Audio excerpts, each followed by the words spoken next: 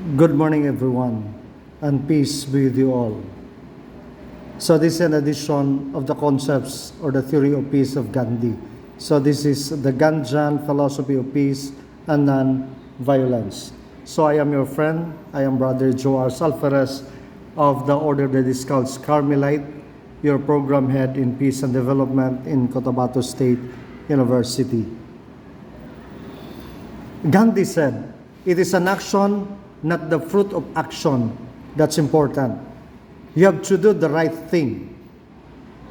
You may never know what results come from your action, but if you do nothing, there will be no result."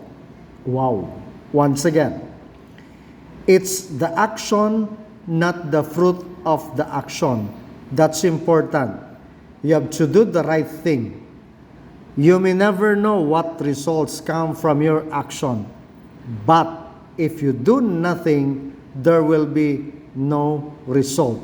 So therefore, challenge to all of us, we have to do something so that we'll be able to know the result. Pag wala kang ginawa, problema yon. Sabi nito, there will never be no result. That's what Gandhi said.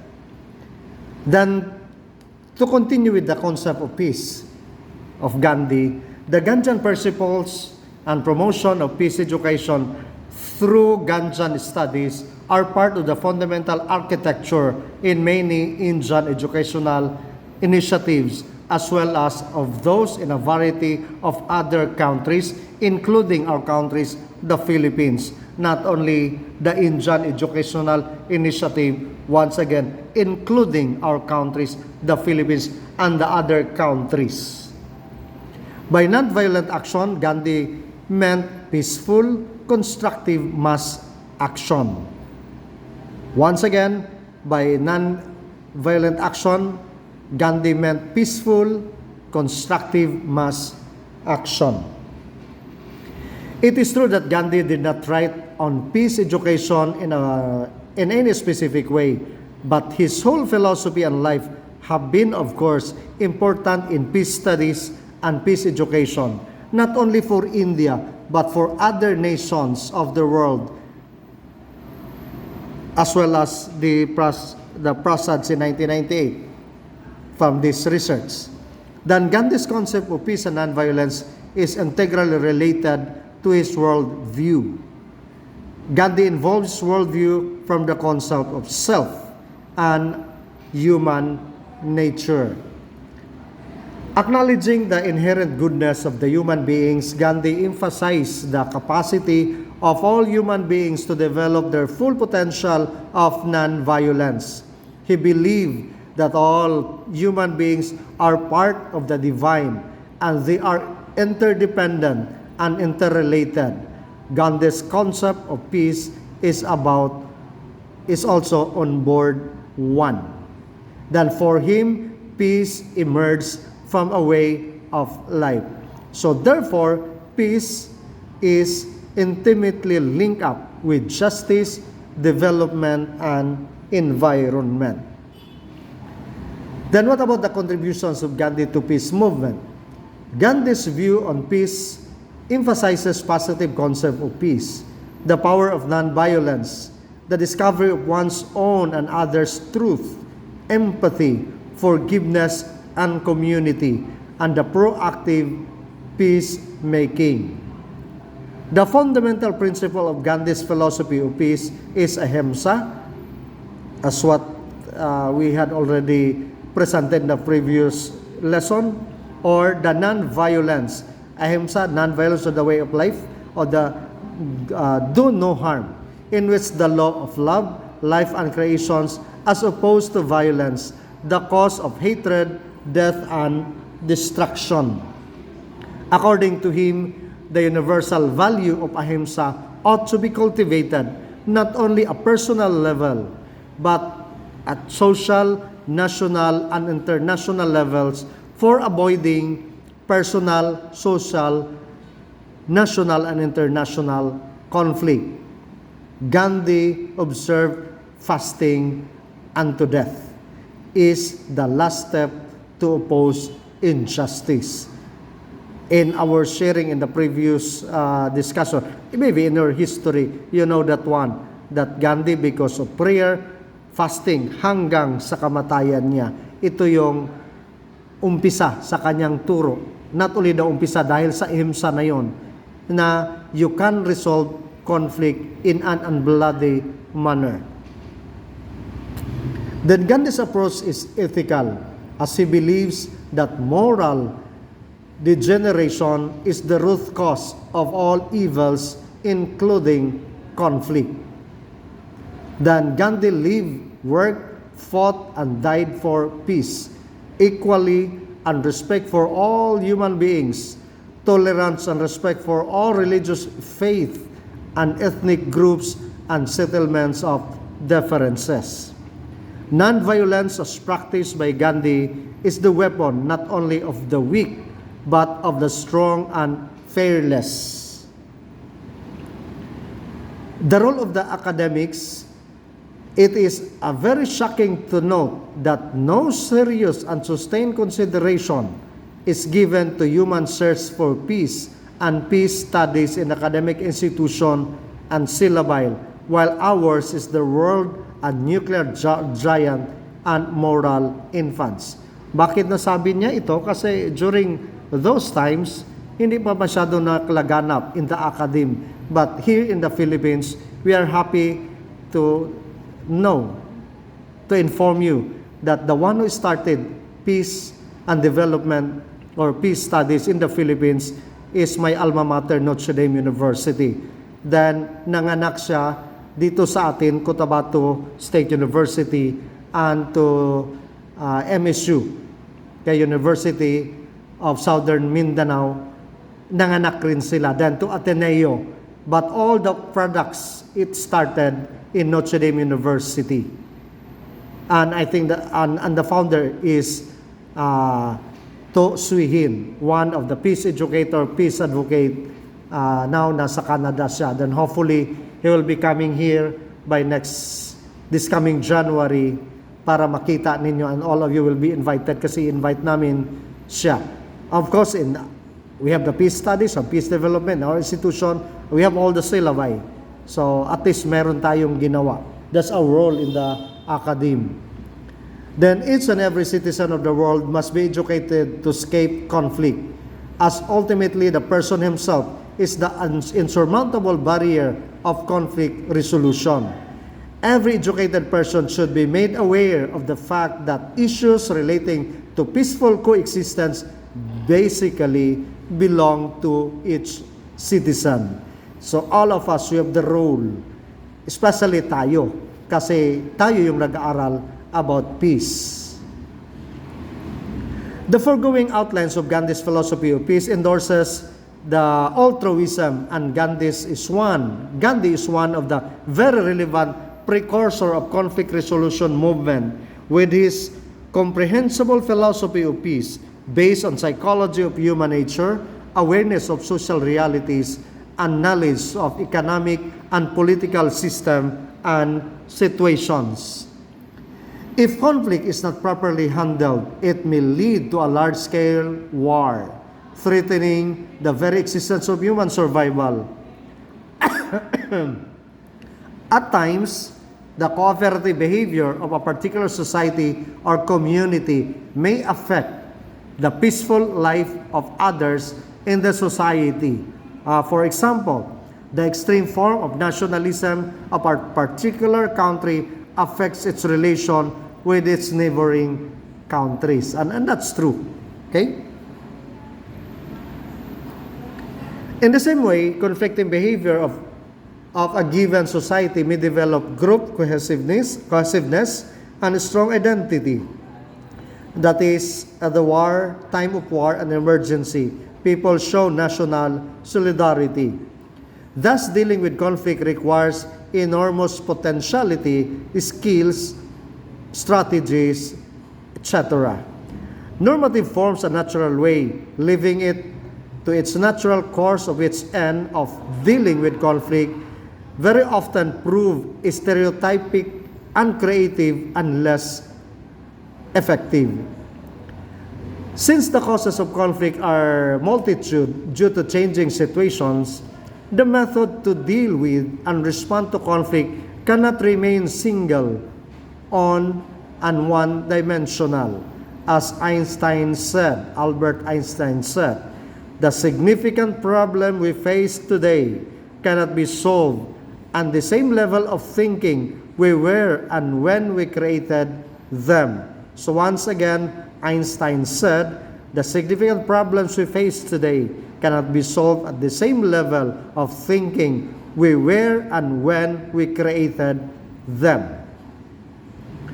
Thus, we require multiple and more creative approaches to respond to conflict.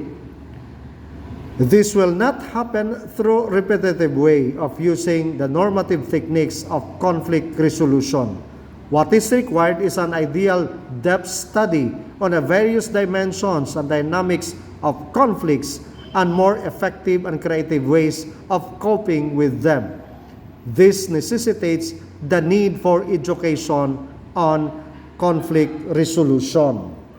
Kaya nga nag-aral tayo, yung hamon talaga sa ating lahat. To bridge the gap between knowledge and action in conflict resolution, intensive training and wider exposure in this field becomes necessary. Kaya nga kayo siguro you have a lot of training especially in conflict resolution. I for one, dami na rin akong na-attenan conflict resolution, and there are times ako din yung nagbibigay ng mga training especially to the barangays. In order to improve human conditions at the micro and macro level, education, research, and training in conflict studies, that is now phrase or conflictology, is needed. This comes very much under the purview of the academic field. Gandhi and his nonviolence or the ahimsa, he asserts that beside individual endeavor, corporate actions also be needed. Kaya nga sabi niya kanina, action. Kasi pag walang action, you will see no result. Dapat we have to do something, we do not done nothing. Okay? Then the most fundamental principle of his philosophy is the ahimsa. Take note, ahimsa, the non-violence, the do no harm principle, or the non-violence which is the law of love, life, creation, as opposed to violence, the cause of hatred, death, and destruction. So as we have been mentioned in the previous slide or discussion. The non-violence and interpersonal and international levels can be defined as altruistic approach.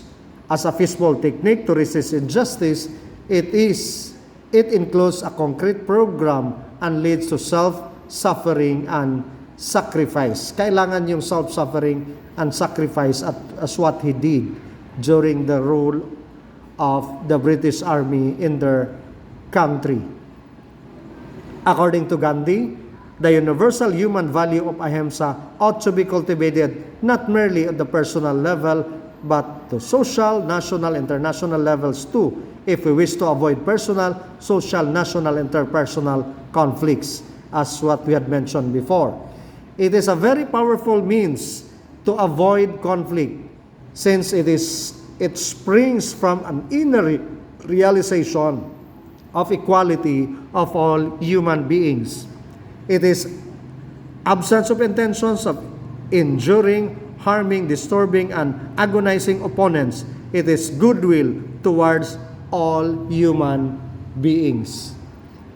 For Gandhi, as na-mention na in the previous topic, fasting unto death. It is the last step to oppose injustice. Gandhi's approach is ethical, as he believes that moral degradation is the root cause of all evils, including conflict. So he recommends acquisition of moral values such as truthfulness, non-violence or love, self-control, forgiveness, non-enmity or friendliness, compassion, mercy, etc. In fact, values are the best equipments discovered by human beings to escape the various types of conflicts. So values very, very important. Then peace studies also show that the root of all problems invariably lies in the infringement of values. Values of moral, religious, spiritual, economic, political, and moral principles. And these are more on the dimensions of the human person. Gandhi proposed and adopted kanina itong satyagraha as a moral equivalent to war and conflict. So alam niyo yung satyagraha.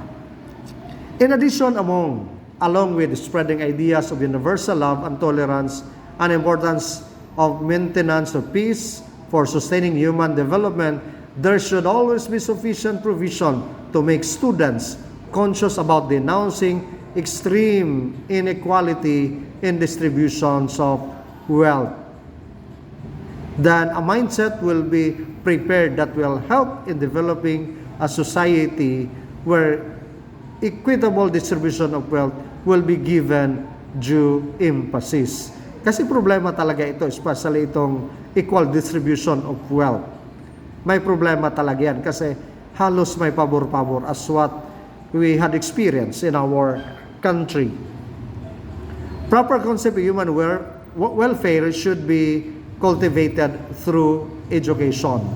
Humanistic education covering various aspects of responsible for creating social discontentments, giving rise to conflicts, and emphasizing on maintaining peace in resolution of conflicts will create a society worth living as Gandhi invention and worked for.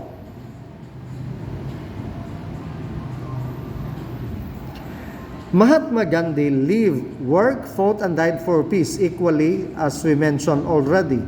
The non-violence as practiced by Gandhi is a weapon not for the weak but for the strong and the fearless. It does not consist merely of the abstention from physical injury but demands discipline of not even thinking of hurting.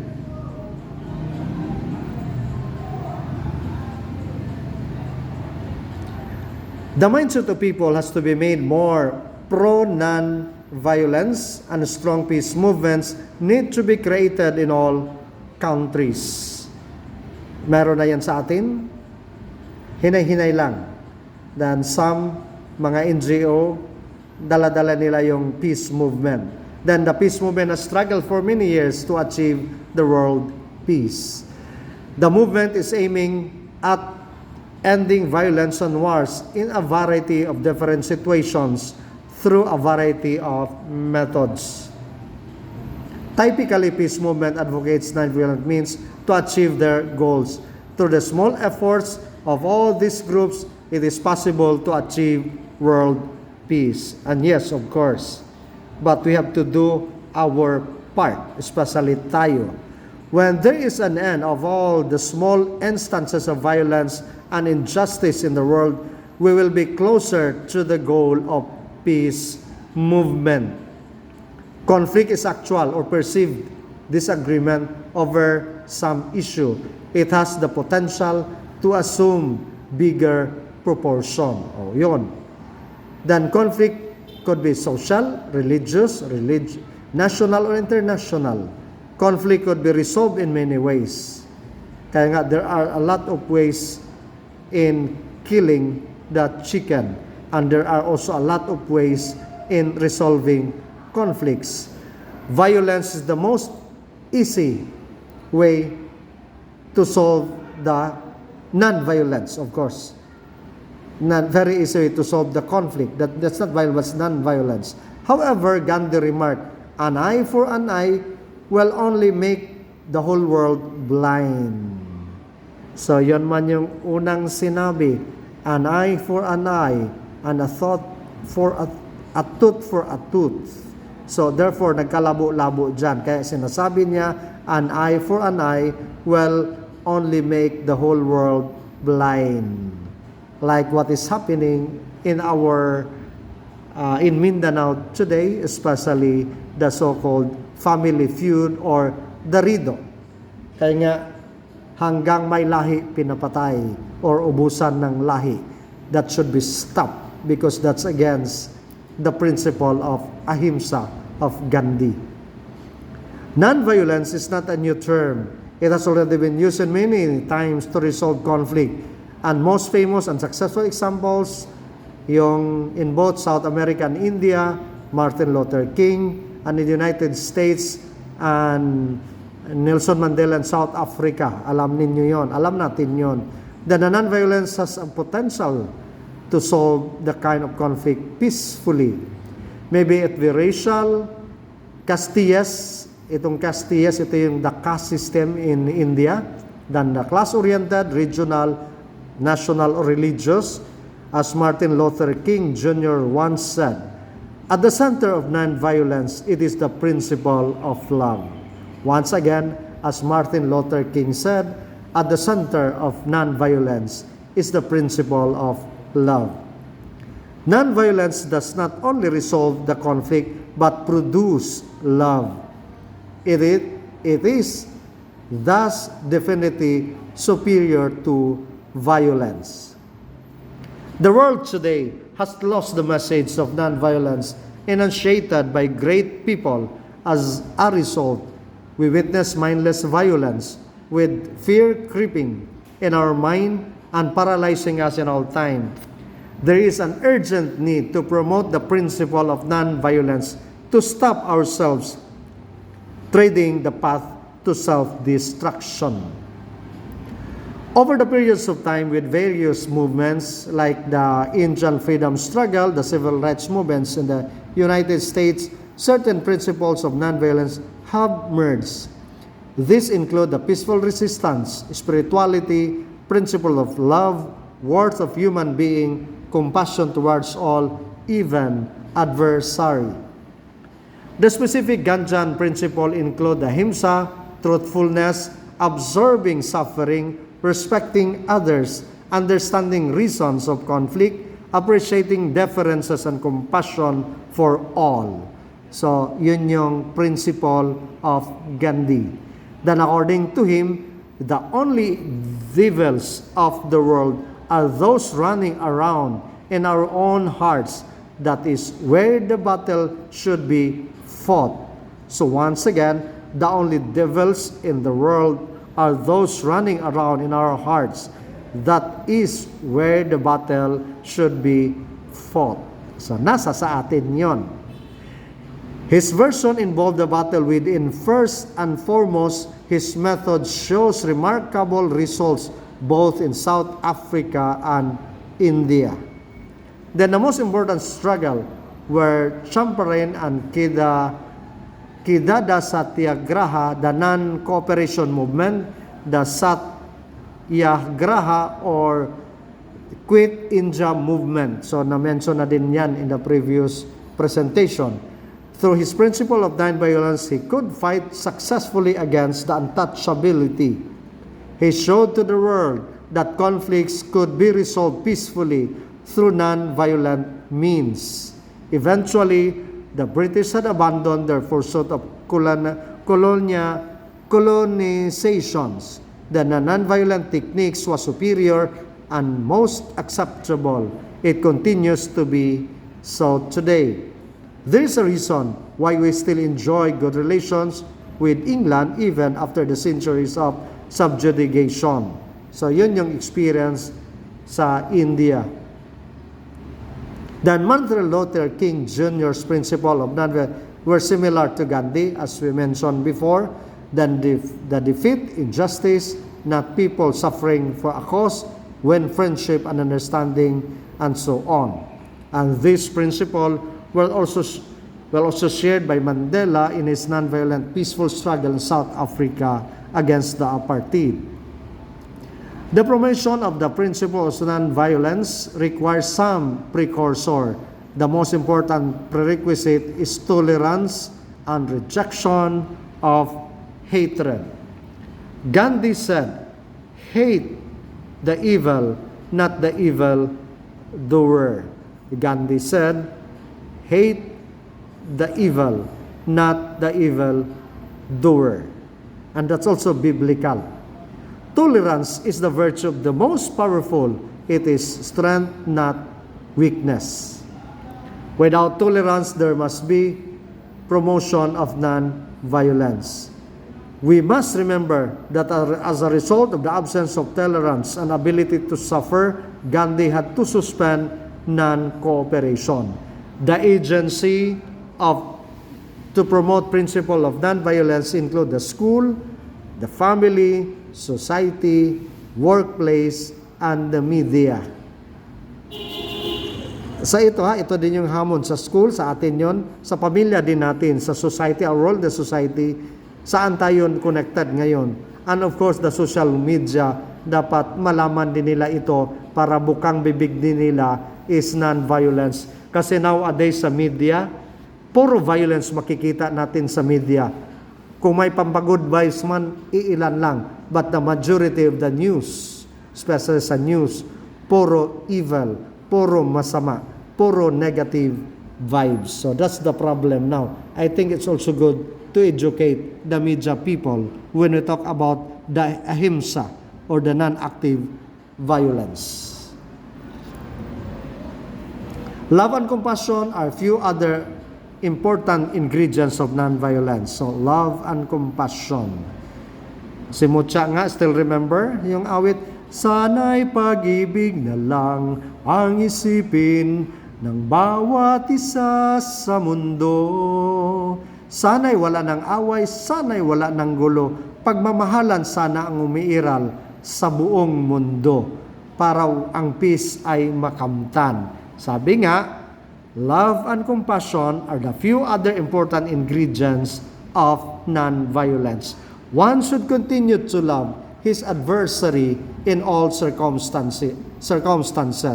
Love and compassion was the reason for Angulimal, or the heinous bandit who used to kill people for their fingers, to leave violence under the influence of the Lord Buddha. That's in the perspective of Buddhism. Family is the place where the initial training of the child starts. Thus, family should be motivated to display strong values of non-violence. Hamon sa ating mga tatay, hamon sa ating mga nanay, please, we have to teach our children non-violence. Huwag nating umpisahan na manakit sa kanila, but we have to talk to them, to explain to them, especially in doing no harm.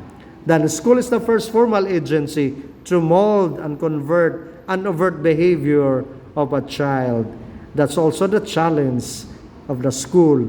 It is here that a child comes under the influence of many agencies and agent under one umbrella. But it is sad to note, in the Philippines, majority are religious schools, mga madrasa. But come to think of it, anong resulta sa produkto? Mga kurap, some are graduates in UST, in LaSalle, in Ateneo, nagiging political leaders, nagiging well-known. Pero what happened? It's really sad to know. They are spreading now the so-called violence.